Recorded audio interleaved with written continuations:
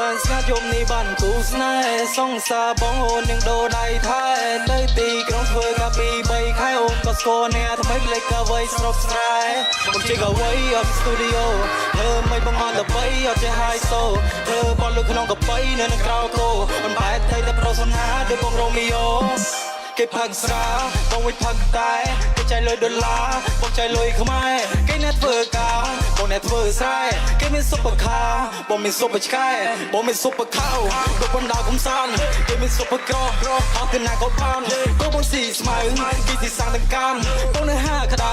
គេនៅក្នុងឡានភ្លេចខ្យងឆៅព្រោះគេបើផ្លូវមន់អូននឹងភ្លេចត្រីក្តាមព្រោះតែញ៉ាំស៊ីឈួងកោបតុំស្រែចង់ចិញ្ចៀនផ្កាស្មៅគ្រឿងអលង្ការថ្មីមានតម្លៃរាប់ពាន់សាជីវិតថ្មីលើវិថី rapper ជប់ខ្វល់ពីរឿងស្រីពេលនេះខ្ញុំ sober ល្បាយស្នេហ៍មួយនេះគេថា game over ពេលនេះខ្ញុំជោគជ័យល្បី I don't need her let's go chasing my dream ខ្ញុំ change the game I don't even care blue CC not the same ធ្វើបន make money I don't make no friend pull up in Mercedes Benz បងជិះកាវៃអត់មាន studio ធ្វើមិនបងអត់ល្បីអត់ចេះ high so ធ្វើបនលើក្នុងកបីនៅនឹងក្រៅគោអនបែកទៅតែប្រុសសង្ហាដូចបងរ៉ូមីយ៉ូ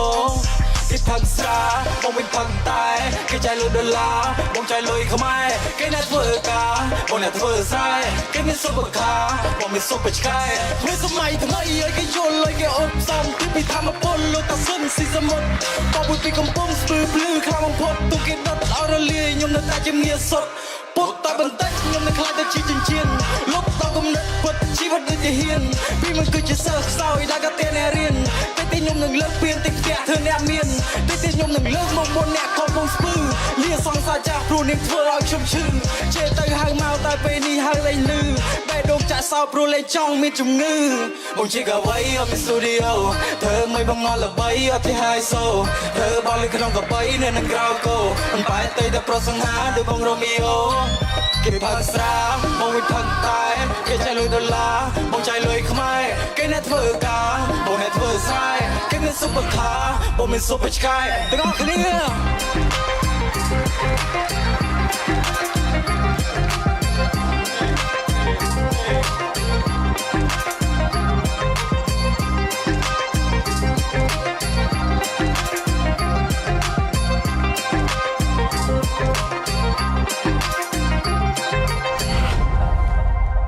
Make some noise for Steezy!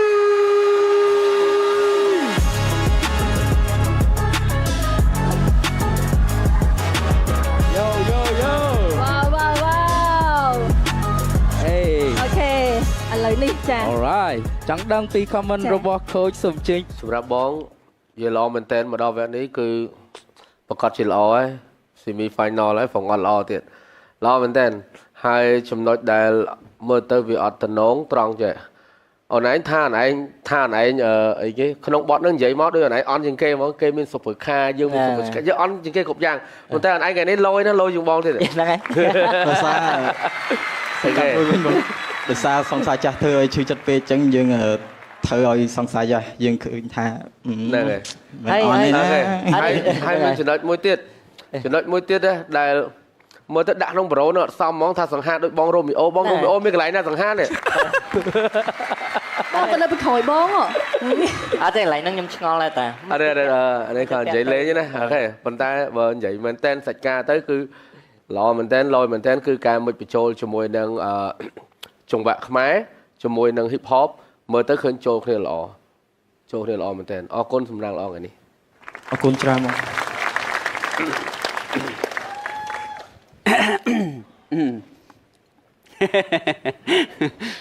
ដឹងមិនទេនេះcomment ពីខូចយើងទាំងអស់គ្នាទទួលយកវាហើយហ្នឹងហើយយើង reflect ទៅវិញថានៅក្នុងវគ្គហ្នឹងយើង design ឧទាហរណ៍ដូចបងពលឿនយើង outfit មិនអញ្ចឹងណាអញ្ចឹងអាហ្នឹងយើងមាន reason អីគេអញ្ចឹងយើងច្បាស់មួយខ្លួនឯងជាមួយ concept របស់ខ្លួនឯងព្រោះយើងធ្វើ concept មួយ actually យើងខ្លួនឯងអ្នកដឹងថា concept ហ្នឹងវាមិនវាចេញទៅមិនប៉ុន្តែពេលខ្លះពី outside មកយើងលុកមកជួនកាលអាចឆ្កងដែរអញ្ចឹងយើងរៀន reflect កន្លែងហ្នឹងហ្នឹងហើយអញ្ចឹងyes សម្រាប់បទនេះធ្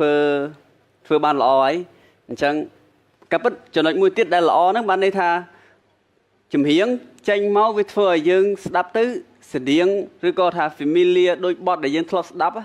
អាហ្នឹងគឺជាចំណុចល្អវិញបានន័យថាអាចជា trending song អាចជាបទចម្រៀងមួយបទដែលនឹង viral ខ្លាំងមែនតើ so yeah let's see ជូនពរ Steezy ថ្ងៃនេះសំណាងល្អ អរគុណច្រើនបង បាទ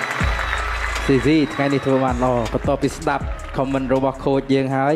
ចាឥឡូវ ស្ នេះ ដាប់ comment របស់ producer យើងវិញ ចាសូមចេញបងសង្ហាចា តាមពិតទៅមិញខ្ញុំរកចូលកាត់ហ្មងមិនចាំបាច់គេអញ្ជើញ អូអញ្ជើញវិញគាត់បងអញ្ជើញ គាត់ដឹងថាតែមានតែម្នាក់ឯងហ្នឹង អីផ្ទះបងបងនិយាយមិនក៏ត្រូវដែរបងចាអញ្ជើញ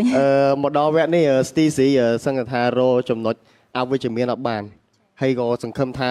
7អ្នកទៀតក៏អញ្ចឹងដែរព្រោះថាយើងមកដល់វគ្គនេះគឺខ្លាំងហើយគឺដូចបងនិយាយអញ្ចឹងមានន័យថា refrain គាត់គឺ catchy មែនទែនហើយ beat ហ្នឹងគឺវាថាគឺខ្លាំងគេហៅ hard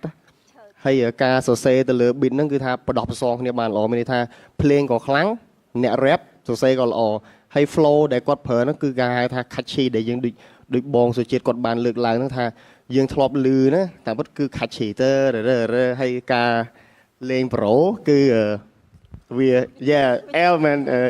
កាក់វៃអត់ studio ធ្វើបានល្អអូនជូនពរឲ្យសំណាងល្អ